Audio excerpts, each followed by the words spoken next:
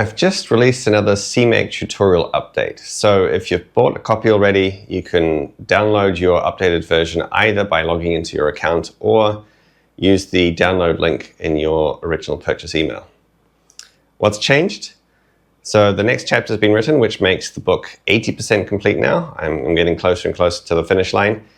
This chapter is on multiple build targets and build types, which is probably one of the easiest chapters in the book, but still very necessary to know.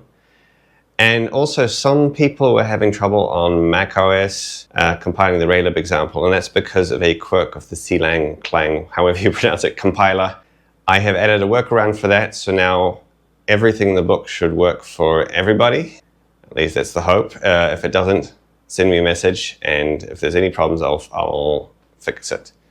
What's up next? There are the last part of the book, the last 3 chapters still need to be written, and a few extras. And that last part is important for people working on larger projects, which should eventually be pretty much all of you. So you've got that to look forward to. I hope to get that finished as quickly as I possibly can.